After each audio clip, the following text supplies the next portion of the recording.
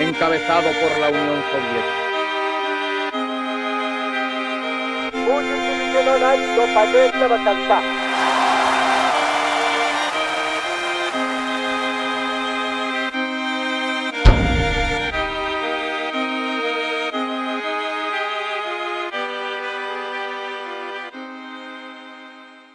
I'm Rob Gowland. I'm a member of the Communist Party of Australia, member of the Central Committee of that party, and secretary of my party branch. I didn't come to the party from outside. I was born into it. My parents were in the party. My father was on the Central Committee. My mother was secretary of the party's biggest branch in Australia. So I had that sort of introduction to the party. In some ways, it was a good thing because, you know, it gave me an appreciation of what being a party member meant and how you were supposed to behave and all that sort of thing from the earliest age. In other respects, it was a grave problem because normal people don't come into their adulthood thinking about dialectical materialism and that sort of stuff. But I was brought up to it. I thought everybody appreciated that everything flowed and that the world worked that way. It was a bit of a shock to discover when I was at uni that they didn't. Most people don't appreciate that sort of thing. So we had to do massive readjustment of one's thinking. But as a kid, it was good. It was the Cold War, so we weren't very open about everything, but I was told privately what was really going on in the world and how to behave towards people and how to be careful. Those are the days when Catholic Action, for example, would trip up lefties who were going downstairs on the bus, for example, and try to cause an accident. You had to be very careful. When I was a child, it was wartime, and we had stickers on our windows promoting the fact that we supported the war effort with war bonds, savings for war bonds. After the war, I remember some local kids pointing to them and sniggering and so on. They thought these stickers on the windows indicated that we were commies, or commos as they called us in Australia. They didn't, but they thought it did. And they thought that was very funny. I had a teacher in third class who took me aside and wanted to know if I'd been christened. And I said, I don't know. I was young when it happened, if it happened. She agreed that was probably true and let me off, which was good because I hadn't been christened, of course, and she would have been mortified to think that she had someone in her class who was not christened. As far as the party's concerned, as I say, I was brought up in the party, in the party household, but during the Cold War, so you had to be circumspect. That was the chief lesson you learned. No, I was far too young for that. They were in a very awkward position. They were in the party before the Second World War, right? So they were in the struggles for against illegality. The party was made illegal the day I was born, though the two events are not actually connected. You know, the house was raided by the security police and that sort of thing, along with other communists, of course. The security police were singularly inept. They didn't know what they were looking for or what they should be looking for.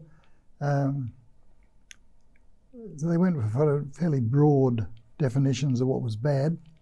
One prominent party member who used to speak at the Domain regularly for years and years, he was very fond of telling the story of how they raided his place, and he had a picture of Karl Marx up on the wall in his lounge room, and the coppers said, "Who's that?" And he said, "That's my grandfather." Oh, all right, so they left him. And Karl Marx is just some old geezer as far as the coppers were concerned. But their struggles in the 1930s, of course, were against the Depression, against trying to make workers bear the brunt of the Depression, against fascism, which was rearing its head at the time. We had Australian fascists, the New Guard, people like that. So there were quite a few struggles along those lines. Communist speaker got thrown in the river up in one of the country towns in New South Wales. There was constant danger.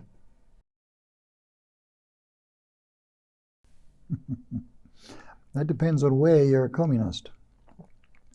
If you're a communist in a capitalist country, developed capitalist country, it's very lonely, isolated sort of position because you don't have a lot of people of like mind.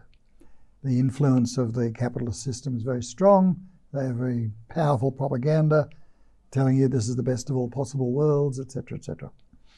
If you're a communist in a socialist country, it's the exact reverse. You're the party in power, you're the ruling party, and the attitudes that you have towards the way people should behave and the way society is organized, that's what everybody thinks. And you are the majority, very much the majority. It's very comforting and very empowering. If you're a communist in a developing country, then you can be in extreme danger, or you can be on the side of a powerful movement of the oppressed and the working class. So what it is to be a communist.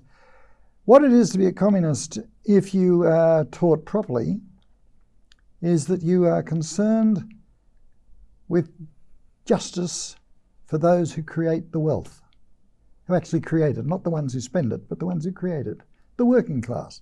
All wealth is created by workers. Even the richest person, everything they own has been created by workers at some stage. And those workers do not get to enjoy that wealth. They're seldom allowed to even have a look at it. It's hidden away, and it's paraded occasionally in things like television shows about the rich and famous. So you are shown what wealth can do and what wealth means to others, but not what it's going to do for you. You're allowed to dream about it. Imagine what it would be like to have that. But you are not given the opportunity to actually enjoy it because it's not yours. It belongs to another class of person. Rich people, wealthy people, the ruling class, those who are meant to rule by birth or marriage if they're lucky.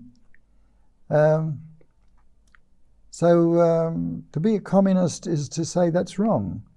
That's not the way society should work. That's not just. That's not correct. It's not right for some people to have a lot and others to have nothing. It's not right for children to go hungry or to wallow in ignorance when education is available, denied to them because they can't afford it, that sort of thing.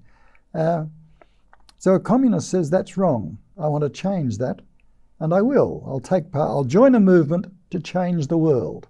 That's what communists do. There's the challenge of understanding what you're doing. Being a communist is to be a social scientist. You have to understand what the nature of society really is, what are the forces that control it, move it, change it, how do they relate to each other. This is all scientific. And it's not the science that they teach at school, or indeed most places. You have to learn it in the struggle and learn it from other communists. I was told at high school, the communists want to destroy the economy so that the Russians can come in and take over the country. So I was told at high school. And they believed it. They believed it sincerely. Now, no one would say that today, because it's obviously not going to work in the modern context. The Russians aren't going to come in and take over Australia. That's not what they want to do. And anybody can see that. So what are the communists about? And that's the big surprising thing these days. People actually stop and think, oh, you're a communist. And instead of saying, oh my God, as they used to, literally used to, now they say, oh, you're a communist. Oh. And then they say, I thought you were dead. Or they say, what are you doing? What are you people about now? Why are you a communist today? As though it was totally unthinkable today.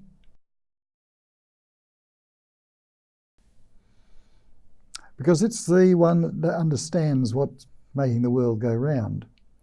It knows where society is headed and what the forces are that is driving it. If you work with other parties, they don't understand.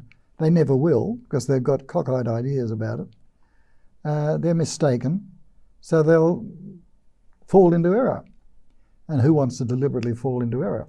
So you go with a party that's got the correct line and understands what it's trying to do.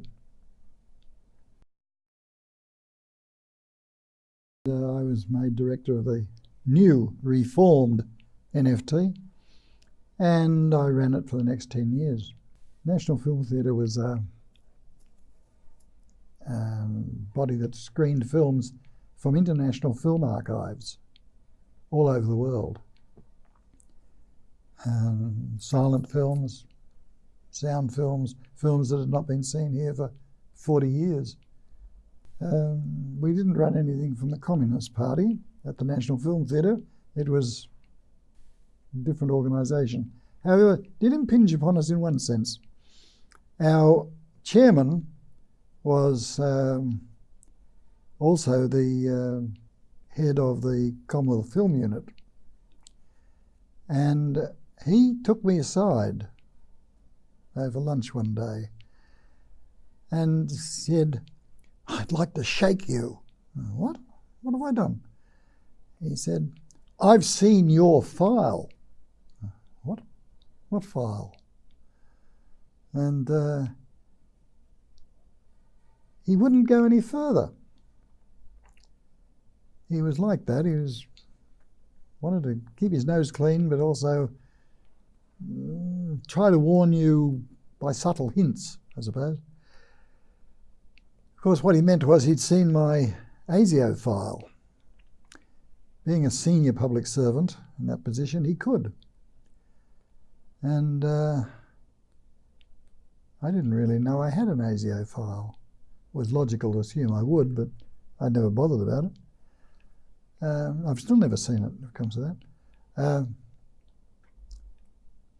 And I had a friend who was in the film industry, based in Melbourne, and he was very much pro-capitalist, but he gloatingly informed me when Gorbachev was leading the Soviet Union, the Cold War's over and we won.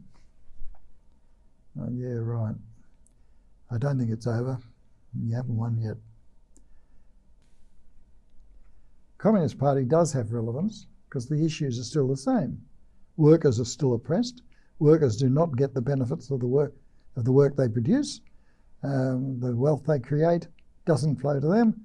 All those things are still there. But how do we get across to people that this is something to fight for? Do it. Absolutely, best thing you could do.